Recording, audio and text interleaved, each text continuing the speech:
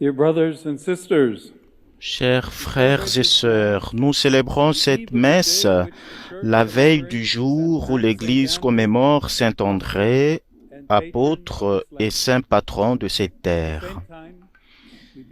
Et en même temps, nous entrons dans l'Avent pour nous préparer à revivre à Noël le mystère de Jésus, Fils de Dieu, engendré, non pas créé, consubstantiel au Père, comme l'ont solennellement déclaré il y a 1700 ans les pères réunis en concile à Nicée.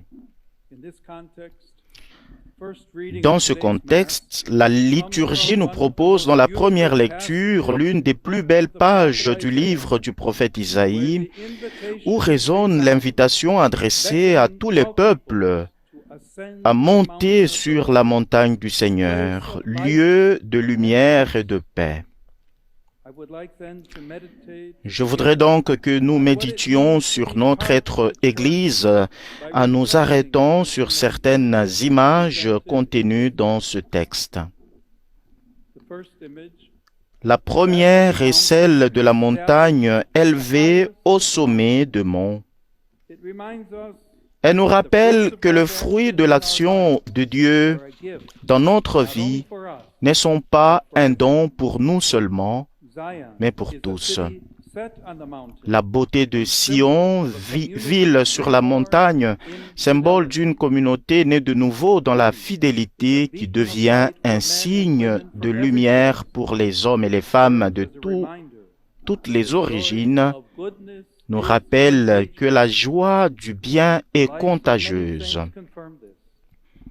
Nous en trouvons la confirmation dans la vie de nombreux saints. Saint Pierre rencontre Jésus grâce à l'enthousiasme de son frère André, qui à son tour, avec l'apôtre Jean, est conduit au Seigneur par le zèle de Jean le Baptiste. Saint Augustin, des siècles plus tard, vient au Christ grâce à la prédication chaleureuse de Saint Ambroise et ainsi beaucoup d'autres.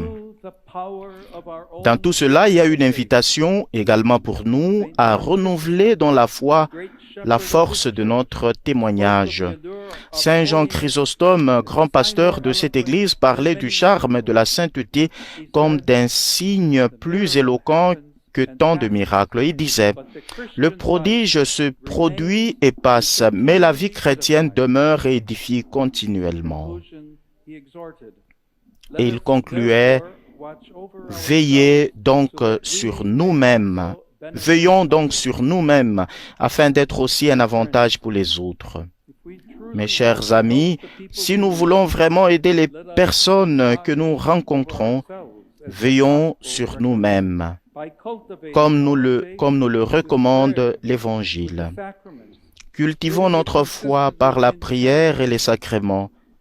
Vivons-la de manière cohérente dans la charité.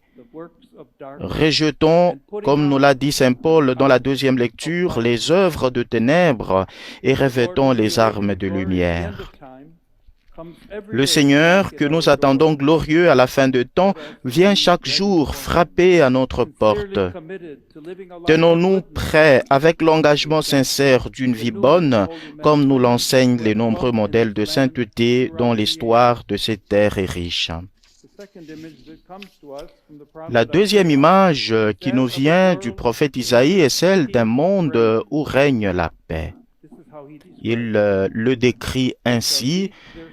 De leurs épées, ils forgeront des socs et de leurs lances des faucilles.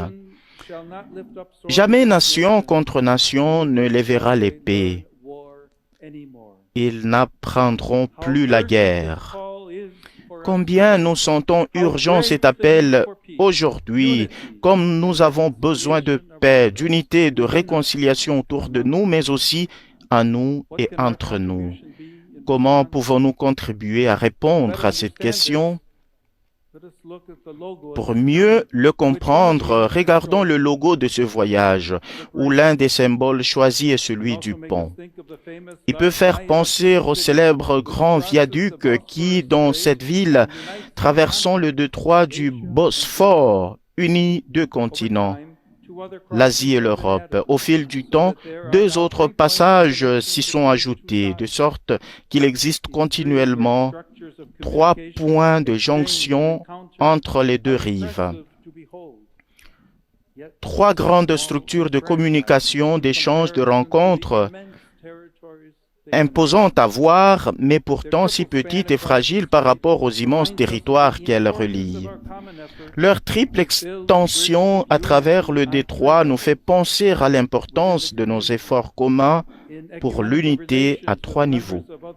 Au sein de la communauté, dans la relation œcuménique avec les membres des autres confessions chrétiennes et dans la rencontre avec les frères et sœurs appartenant à d'autres religions.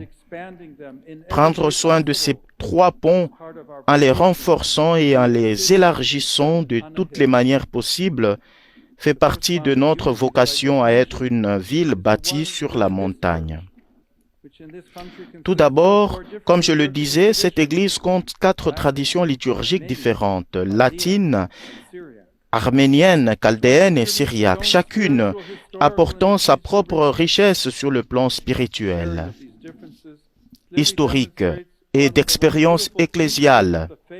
Le partage de ces différences peut montrer de manière éminente l'une des traits les plus beaux du visage de l'épouse du Christ, celui de la catholicité qui unit. L'unité qui se cimente autour de l'autel est un don de Dieu, et comme telle, elle est forte et invincible, car elle est l'œuvre de sa grâce, mais en même temps, sa réalisation dans l'histoire nous est confiée, ainsi qu'à nos efforts. C'est pourquoi, tout comme les ponts sur le Bosphore, elle a besoin de soins, d'attention, d'entretien, pour que le temps et les vicissitudes n'affaiblissent pas ses structures et que ses fondations restent solides. Avec les yeux tournés vers la montagne et la promesse, image de la Jérusalem du ciel qui est notre but et notre mère, mettons donc tout en œuvre pour favoriser et renforcer les liens qui unissent, pour nous enrichir mutuellement et être aux yeux du monde un signe crédible de l'amour universel et infini du Seigneur. Un deuxième lien de communion que cette liturgie nous suggère est celui de l'œcuménisme. La participation des représentants d'autres confessions, que je salue avec une vive reconnaissance, en témoigne également. En effet, la même foi dans le Sauveur nous unit non seulement entre nous, mais aussi avec tous nos frères et sœurs appartenant à d'autres églises chrétiennes. Nous en avons fait l'expérience hier lors de la prière à Iznik. C'est là aussi une voie sur laquelle nous marchons ensemble depuis longtemps. Et dont Saint Jean 23, lié à cette terre par d'intenses liens d'affection réciproque, en fut un grand promoteur et témoin. C'est pourquoi, tandis que nous demandons avec les paroles du pape Jean que se réalise le grand mystère de cette unité que le Christ Jésus a demandé au Père Céleste, avec des prières très ardentes dans l'imminence de son sacrifice,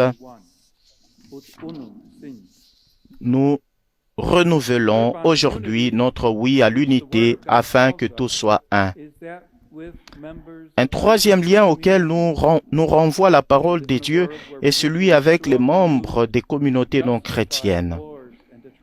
Nous vivons dans un monde où trop souvent la religion est utilisée pour justifier les guerres et les atrocités. Mais nous savons, nous autres, que, comme l'affirme le Concile Vatican II, la relation de l'homme à Dieu, le Père, et la relation de l'homme à ses frères humains sont tellement liées que l'Écriture dit « Qui n'aime pas ne connaît pas Dieu ».